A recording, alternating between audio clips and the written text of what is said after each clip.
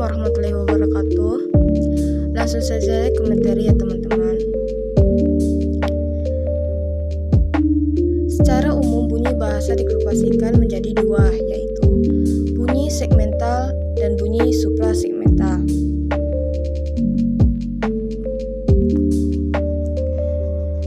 Bunyi segmental adalah bunyi yang dapat dipenggal atau dapat dibagi-bagi. Sedangkan bunyi suprasegmental adalah bunyi yang tidak dapat dipenggal atau tidak dapat dibagi-bagi.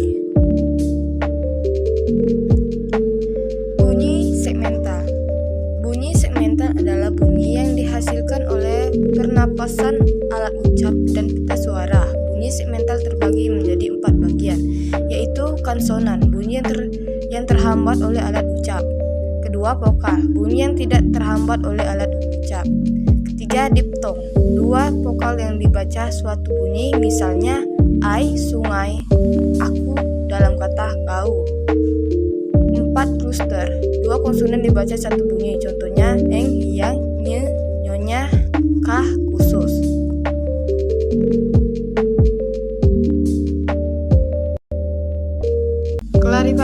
Klarifikasi bunyi segmental. Berdasarkan adanya tidaknya hambatan pada alat bicara, bunyi segmental diklarifikasikan menjadi 3, yaitu 1. Vokoid, bunyi yang terjadi tanpa hambatan di alat bicara, kecuali di pita suara saja. Tidak ada proses artikulasi. Vokoid dihasilkan dengan menggetarkan dengan pita suara, jadi semua vokoid adalah bunyi bersuara. Kedua adalah kontoid. Kontoid adalah bunyi yang dibentuk dengan menghambat arus udara sebagai alat bicara, jadi ada proses artikulasi. Kontoid yang dibentuk dengan disertai bergetarnya pita suara disebut kontoid. Misalnya B, D, J, dan G. Kontoid yang dibentuk tanpa disertai dengan bergetarnya pita suara disebut kontoid tak bersuara. Ketiga, seni vokoid adalah bunyi yang secara praktis termasuk konsonan, tapi pada waktu artikulasi membentuknya konsonan murni, contohnya W dan Y. Bunyi suprasegmental. Bunyi suprasegmental ialah bunyi yang menunjung pemaknaan bunyi segmental. Bunyi suprasegmental terbagi menjadi 3, yaitu 1. Intonasi, jeda, tempo, tekanan, pitch, nada irama. Kedua, ekspresi atau mimik gestur. Ketiga, kinestik atau gerakan organ tubuh, mata, tangan, kaki, dan lain-lain. Kaki ya teman-teman, bukan kali. Bunyi suprasegmental. Dari sudut fonetis, nada dalam bahasa Indonesia tinggi rendahnya suara tidak fungsional, membedakan makna, begitupun pada tingkatan frase, klausa, dan kalimat. Contoh, aku membaca buku, dibaca tinggi, sedang, rendah. Tekanan. Dalam tuturan bahasa Indonesia berbeda membedakan maksud dalam tataran kalimat sintaksis, tetapi dalam kata tidak membedakan makna. Contoh, 1. Kemarin teman saya menyimpan uang di bank kemarin, bukan sekarang. Kedua, kemarin teman saya menyimpan uang di bank, teman, bukan saudara.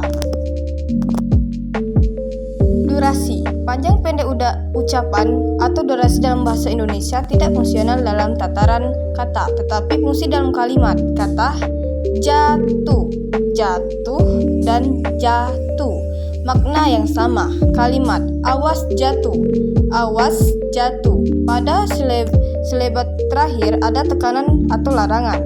Jeda terjadi baik antar kalimat, antar frasa, antar morfem, antar silabah maupun antar fonem. Contoh, ia membeli buku sejarah baru. Ia membeli buku sejarah baru. Pada kalimat satu yang baru adalah sejarahnya, sedangkan kedua bukunya yang baru. Intonasi dalam bahasa Indonesia sangat berperan dalam membedakan maksud kalimat. Kalimat dibedakan menjadi kalimat deklaratif, tanya, interrogatif, dan perintah, inspiratif. Baik, itulah materi yang dapat saya sampaikan. Semoga bermanfaat bagi kita semua. Terima kasih telah menonton video ini sampai selesai. Saya akhiri. Wassalamualaikum warahmatullahi wabarakatuh.